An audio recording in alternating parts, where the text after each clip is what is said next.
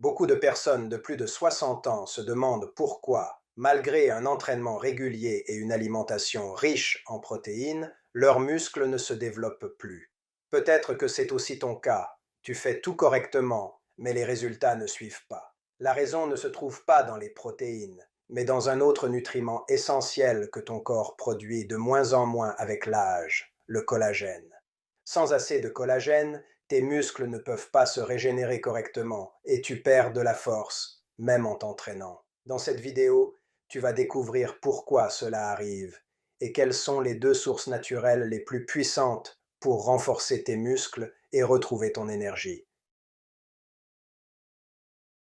Bienvenue à ce podcast sur la santé senior et la nutrition. Parlons un peu du contenu proposé par Senior Food Blog sur YouTube. On voit que la chaîne a 72,3K abonnés et propose une série de vidéos dynamiques sur le maintien de la force musculaire chez les plus de 60 ans. Exactement, on remarque plein de titres accrocheurs comme Forget Walking, These two home exercises build muscles and kills sarcopenia, ou encore Forget Creatine Powder, take these two vitamins before breakfast. C'est vraiment intriguant, non? Et oui, vraiment.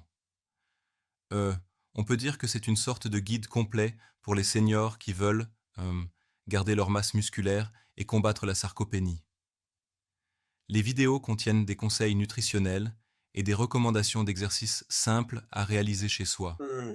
C'est fou comment ils abordent de multiples angles, alimentation, suppléments, exercices. Ça donne l'impression d'un véritable manuel de survie pour le corps qui vieillit, non? D'accord? Exactement. Et ce qui est intéressant, c'est la manière dont les titres sont formulés. Par exemple, oubliez les suppléments oméga 3. Take these two vitamins at night to rebuild. Muscle Overnight semble remettre en question des habitudes courantes, en invitant les seniors à revoir leurs pratiques. Oui, oui, mais je me demande, est-ce que ces titres ne créent pas peut-être un peu trop d'attentes? On peut se demander si vraiment c'est applicable à tout le monde. Mhm. C'est une bonne remarque. Oui, il faut prendre ces conseils avec un grain de sel, parce que chaque individu est différent, et il est toujours recommandé de consulter un spécialiste, surtout quand on parle de santé et de suppléments. Vraiment? Exactement. Et on note aussi qu'ils utilisent une approche visuelle et très accessible, avec des vidéos qui durent de 15 à 36 minutes, et ça permet d'approfondir divers sujets en fonction de l'intérêt Oui, des spectateurs. absolument. Et l'utilisation de vidéos courtes et dynamiques, par exemple celles autour de 16 à 24 minutes, permet de couvrir beaucoup d'informations sans surcharger l'audience. C'est euh, un peu comme condenser la science, derrière des approches nutritionnelles complexes en conseils pratiques. C'est vrai. Et ce qui me plaît, c'est l'aspect communautaire de la chaîne avec une invitation à s'abonner, visiter leur site Gumroad et même interagir en commentant ou en donnant des retours. Ça crée une véritable interaction entre les créateurs et leur public. Tout à fait, oui, et cette interaction est essentielle pour approcher un sujet aussi sensible que la santé. Notamment pour les seniors qui cherchent des conseils fiables et facilement accessibles et qui veulent rester actuels avec leurs pratiques de santé. Vraiment, oui. On voit aussi que les vidéos abordent divers thèmes comme renforcer les jambes, prévenir la perte musculaire ou même des conseils pour remplacer des suppléments déjà connus à l'image de Forget Sardines. This food builds muscle and kills sarcopenia. Chaud, non? Ouais, exactement, c'est une approche qui remet en question les habitudes alimentaires traditionnelles chez les seniors. Par exemple, il recommande de voir au-delà des aliments habituellement vantés, comme les sardines ou les œufs, et de privilégier des alternatives parfois moins conventionnelles, mais potentiellement plus efficaces. Oui. Je me demande si cette remise en question n'est pas trop radicale pour certains. On doit bien se demander, si tous les conseils peuvent être C'est vrai, généralisés à tout le monde. c'est un point important. Il y a toujours un risque quand on applique des conseils santé génériques à un public diversifié, surtout en matière de nutrition. Mais d'un autre côté, ces vidéos apportent de la nouveauté et poussent à la réflexion sur ce qu'on consomme et fait pour prendre soin de soi. Absolument. Et il faut aussi noter la qualité de production des vidéos. La présentation est dynamique et les visuels sont modernes, ce qui peut rendre l'information plus Mhm. digeste. Oui, le format est conçu pour capter l'attention, en particulier des seniors qui, parfois, hésitent à se lancer dans le monde numérique. C'est une belle manière de rendre la technologie et les conseils de santé plus accessibles. Exactement. On remarque aussi la diversité des sujets couverts. Par exemple, il y a un contraste entre des vidéos sur des mythes alimentaires et ceux qui expliquent comment prévenir les erreurs courantes comme avec la bone broth mistakes ou la vidéo Don't drink bone broth, avoid this dangerous mistake. Oui, oui, et c'est fascinant de voir comment la chaîne se positionne en guide pour les seniors. Parfois, c'est une stratégie marketing audacieuse, mais c'est surtout en phase avec les préoccupations actuelles autour de la santé vieillissante. Vraiment, c'est intéressant. Ça me rappelle une anecdote, un peu comme quand on voit des publicités traditionnelles pour les suppléments et soudainement une approche qui dit Forget this, try that. C'est presque disruptif, en quelque sorte, non? Mhm, effectivement. Exactement, c'est comme si la chaîne adoptait un ton rebelle par rapport aux normes établies dans l'industrie de la nutrition senior. Ils osent dire oublier les compléments traditionnels, essayer ces alternatives. Oui, c'est audacieux. Par contre, en discutant de ces alternatives, est-ce qu'il n'y a pas un petit risque de simplifier trop un sujet complexe?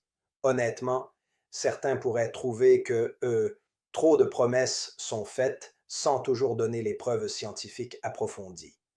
Mhm, tu as raison, c'est un équilibre subtil. D'un côté, ces propositions peuvent susciter l'intérêt et encourager des changements positifs, mais de l'autre, il est crucial de rappeler que chaque corps réagit différemment et qu'une consultation médicale est indispensable. Absolument. Et en parlant de changement, on remarque aussi que la chaîne tend à proposer des conseils accessibles, comme des exercices à faire à domicile pour renforcer les muscles. C'est très motivant pour ceux qui ne peuvent pas toujours aller en salle de sport, surtout en période de restriction. Oui, exactement. C'est une approche qui encourage l'activité physique à la maison avec des mouvements simples mais efficaces visant à lutter contre la sarcopénie. C'est comme si, tu sais, les créateurs voulaient que chacun se sente capable de prendre soin de sa santé, même sans équipement sophistiqué. C'est inspirant. Ça nous montre bien l'importance de l'autonomisation à travers des conseils pratiques. Et aussi l'usage d'analogies dans les titres, comme Oubliez le fromage, This food builds muscle, apporte un côté dédramatisant à ce qui pourrait autrement sembler Mhm. anxiogène. Oui, c'est vrai. Ces analogies rendent le contenu plus accessible et parfois même amusant.